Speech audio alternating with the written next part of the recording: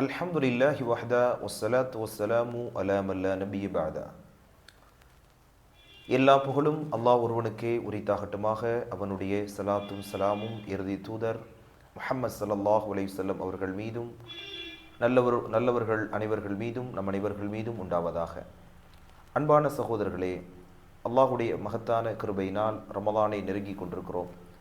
ரமலானுடைய மாதம் பாவங்கள் மன்னிக்கப்படுவதற்கு ஒரு காரணமாக இறைவன் அந்த மாதத்தை அமைத்திருக்கிறான். ரமலானில் புரியக்கூடிய ஒவ்வொரு நன்மையான காரியமும் அந்த காரியத்திற்கு மகத்தான கூலியை இறைவன் தருவது மட்டுமல்ல, அந்த காரியத்தை நாம் மனமுவந்து ஈமானோடும் இறைவனிடத்தில் கூலி எதிர்பார்த்து அதை செய்கின்ற போது நிச்சயமாக இறைவன் நம்முடைய முன் செய்த சிறு பாவங்களை அல்லாஹ் மன்னிப்பதற்கு தயாராக இருக்கிறான். நபிகள் நாயகம் ஸல்லல்லாஹு அலைஹி வஸல்லம் அவர்கள் கூறினார்கள், மன் சாம ரமலான ஈமானன் வஹ்திசாபன் குஃபிர லஹு மா தகத்தம மின் தன்பிஹி. யார் இந்த ரமலானுடைய மாதத்தில் ஈமானோடும் நன்மை எதிர்பார்த்தும் இந்த மாதத்தில் நோம்பு நோக்கிறாரோ அவருடைய முன் செய்த பாவங்கள் மன்னிக்கப்படுகிறது.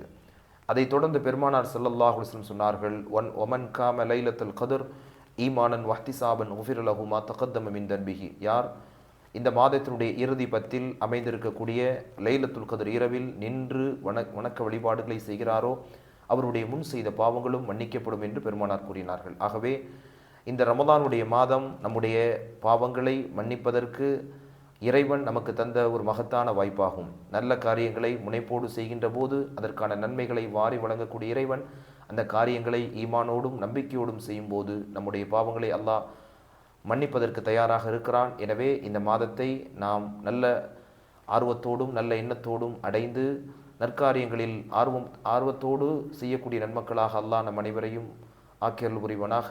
வாஹிர் தவானா அல்ஹம்துலில்லாஹி ரப்பில் ஆலமீன்.